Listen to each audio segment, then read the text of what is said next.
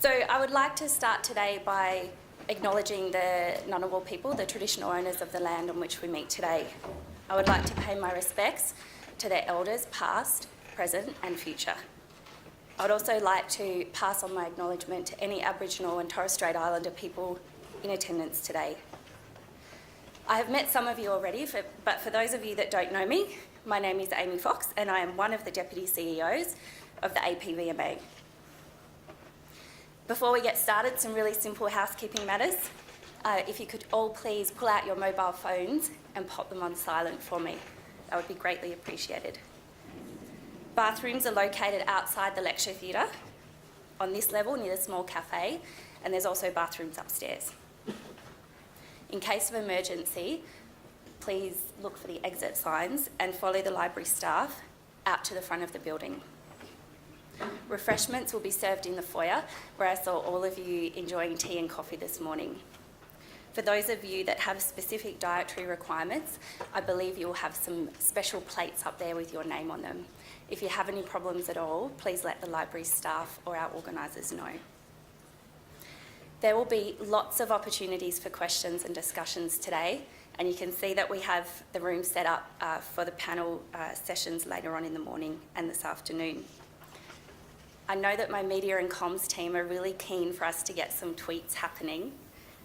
So if you are a Twitter user, if you could tweet with our hashtag, which you will see on the screen shortly, that would be fantastic. And I believe they may have already been taking some photos, so don't be surprised if you see yourselves on Twitter throughout the day. On that note, welcome and thank you for being here. It's so great to have all of you here with us this morning. I'll keep my welcome really brief because I know that you're more interested in hearing from my fellow presenters than you are in hearing from me. We have an absolutely fantastic lineup, so I hope that you get a lot of value from your time. I'd also like to make an apology for our Chief Executive Officer, Dr. Chris Parker, who's not able to be here today because he's travelling in Brisbane. For those of you joining us tomorrow, Chris will be with us in the morning and I believe throughout the day. So please take the opportunity to introduce yourself to him if you haven't met him yet and ask him lots of questions. Our 2017 Science Day focuses on opportunities and challenges for regulatory science, technology and innovation. We have chosen these topics so we can explore with you how changes in agricultural and veterinary science may impact regulation. As you know, regulatory science differs from conventional science. Regulatory scientists do not generate new lines of inquiry to answer questions, instead relying upon available information to make a decision.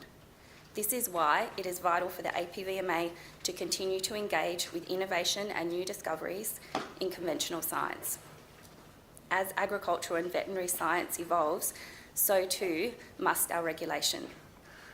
Our regulatory scientists assess and evaluate a product's safety, efficacy, quality and performance. The advancement of regulatory science of pesticides and veterinary medicines signals a commitment to excellence and a capacity to identify the challenges in a fresh and open-minded manner. Our regulatory approach needs to be responsive to challenges and fit for purpose, including in the face of emerging technologies.